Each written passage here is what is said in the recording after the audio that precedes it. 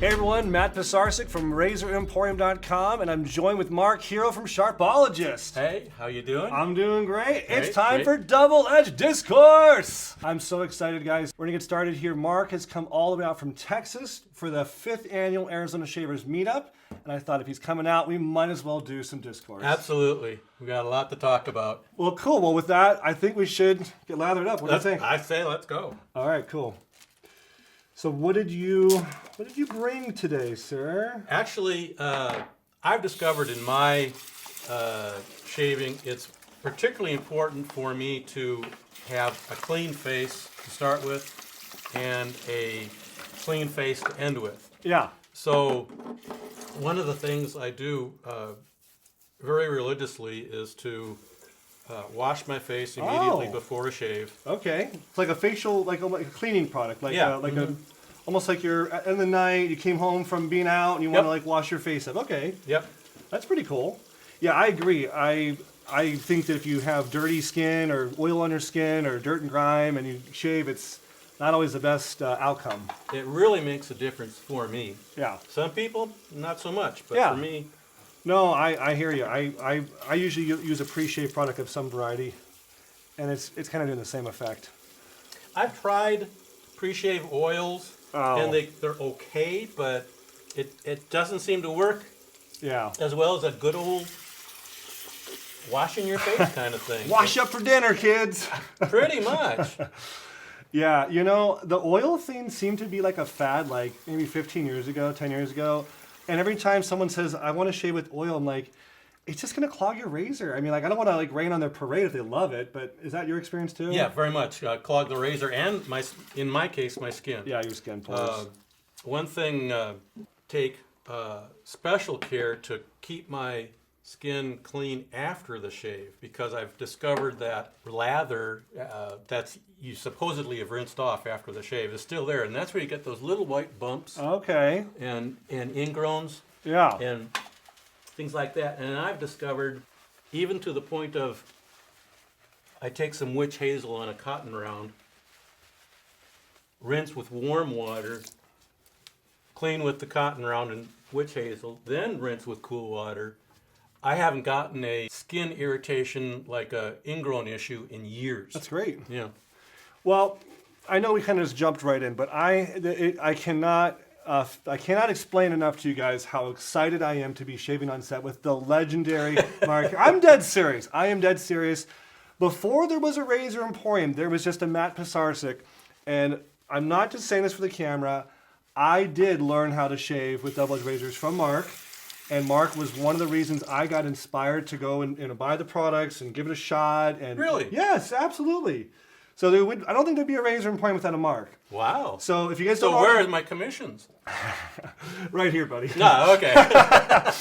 But you know, Mark, if you guys don't already know, he started probably the first YouTube channel with the advent of wet shaving. Kind of was on the scene. He was doing the tutorials, how to shave like your father, the things your father never taught you how to shave. You know, I just still remember the opening, like, are you tired of the same old thing? And he kind of threw the cartridge in the garbage can. I'm sure that's your top video still to this day. Yeah.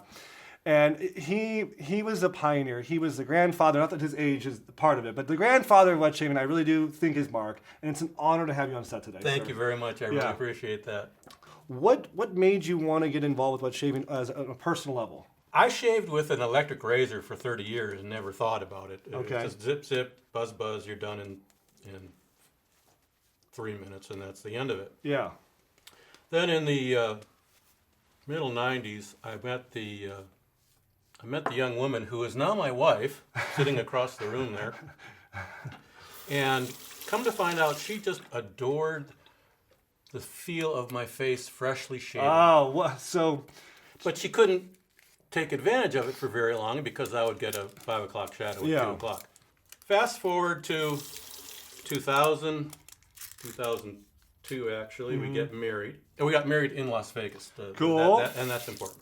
We were watching a show on TV about things to do in Las Vegas. And they mentioned getting a barber shave at this place called The Art of Shaving. Oh, yes. Which I'd never heard of before. Yeah.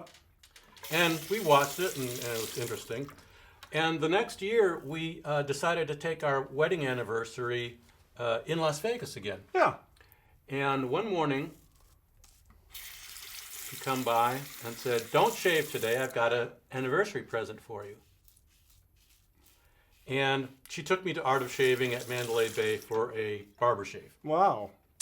And the results were so dramatic Yeah.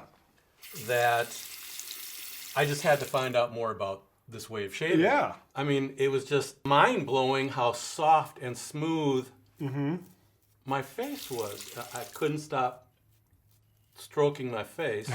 And she couldn't stop either. Yeah, well, there She you was go. like, yeah, this was pretty good. So what you're saying is without a Galen, there wouldn't be a razor important. That's very true. We can blame her for all of this. Well, good. So that's what got me into it. And at the time, there was very little information or products on the internet about traditional shaving. Very little. There's a couple of forums on the old Microsoft network. Oh, yeah, what was that called?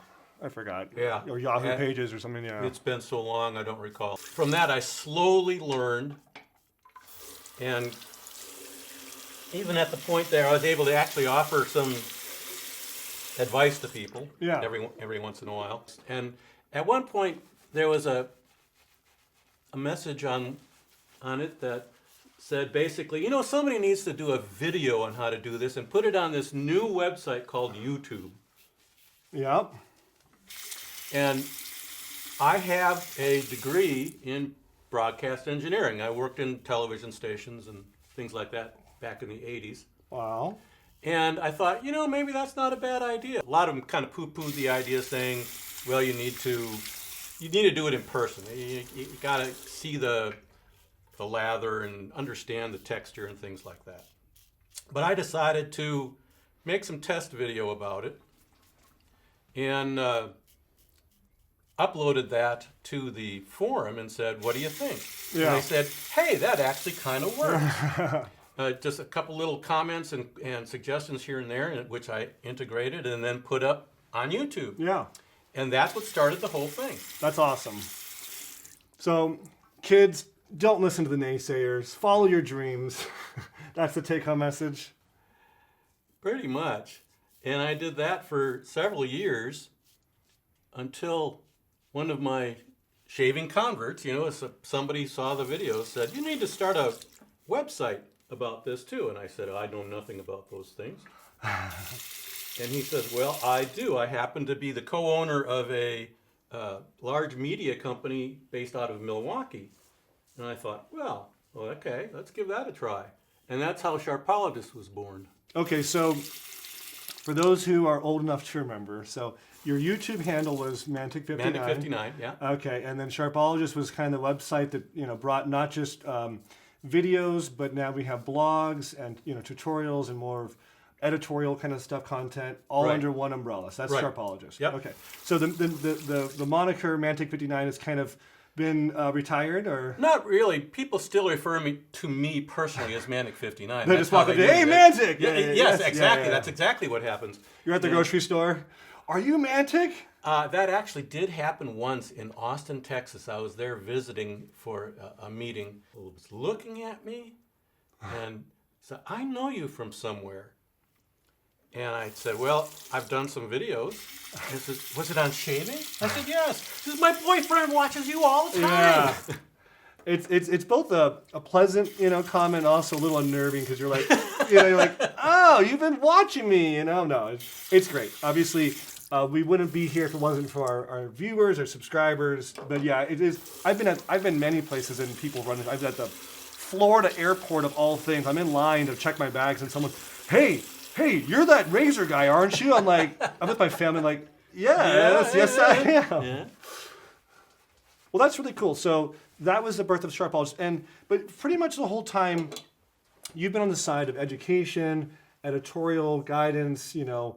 You really haven't been on the monetary side of it. You haven't really sold any of your own products or that I'm aware of, right? No, I do not sell my own product. Okay, so you're truly more of an impartial person out there when it comes to reviews and editorials. You're not necessarily getting money on the backside of all of it. Disclaimer. Just Curious. Disclaimer: I do have like an affiliate relationship yeah. with Amazon. Yeah, and that's pretty some common. of the other things like Yeah. that, where I do get a commission if it's purchased through Amazon. Yeah. But But you didn't open up a brick and mortar. no, I have not. Yeah. No. Yeah, I mean, doing an affiliate marketing, honestly, and it's not going to, pay off your house typically.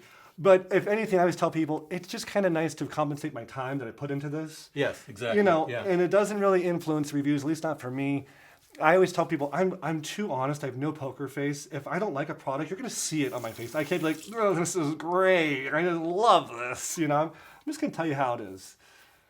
And not every product is for every person. I kind of always give that disclaimer too. Like, there's some products that other people love. Like, someone's like, I love the R41 Moolah razor, the super aggressive feather blades. I'm like, that's just not for me. I'm glad you like it. The term your mileage may vary comes in Yeah, all the time in wet shaving, and it is very appropriate. absolutely. What works well for me may be completely terrible for somebody else. And I get that email, it seems like weekly. Can you please tell me your favorite creams, your favorite soaps, your favorite razor, your favorite blades? I'm like, I'm sure happy to tell you my stuff, but you may want to try some stuff for yourself. Try a variety pack, try a few different things, Yeah. Well, Especially when somebody asks me to recommend a blade. It's I like, nope, know. not going to do it. No. I always compare it to tennis shoes. That it's as individual as that. You can walk in, try a bunch of shoes, and someone likes Nike, someone likes Reebok, someone likes Brooks. They're all different. Yeah, very much so. Well, we blew right through the shade without even talking about what we're using here. So, what did you use today? Well, Hardware, software? since we're here at Razor Emporium, I'm using my Rex Ambassador. Here's his commission. Yeah. In fact, before we started this video, I had Matt look at the date code. Yeah. And he says it is one of the originals. Yes. One of the original First runs. production run. Okay, and then for your software, what did we choose today? This is Antica Barbiera green, which is, how would you describe it's kind of a woody. Yeah. Woodsy. Yeah. Middle of the road kind of thing. Yeah, it looks like you're using the leaf brush over there. That's a new addition to their lineup. Yep. We stocked that. It has a little measuring deal. That and it works. It's amazing. With their soap, Yeah. you have to use their soap to do it I'm sure. correctly. Yeah, I'm sure. But I have tried a similar way of doing things, a dry brush. Yeah. And then putting just a certain amount of water on the puck, and then whipping it up from that. And it's easily doable, but it changes for every product. Right. So I wish there was a more consistent way I could do that, and maybe do a video about it. Oh, okay. And I may do that later if I can ever figure out kind of the happy medium so that works every time. But so far, I'm still working on that. Okay. And you said your blade of choice you were using today was? Is a Parker. Parker. Believe it or not, Parker for me is a really good go-to middle of the road. I understand the characteristics of it quite well now. So like when I'm testing something new or want to remove a variable for some reason, that's the blade I'm going to. Okay. And for my setup today, I was using a revamped Gillette red tip. So this is something we do in our shop where we call it the prospector finish with its rhodium and 24 karat gold on an original 1958 red tip. Kind of gives it a cool modern look. And then I was using 1988 shaving soap that we make in-house, tallow-based shaving soap.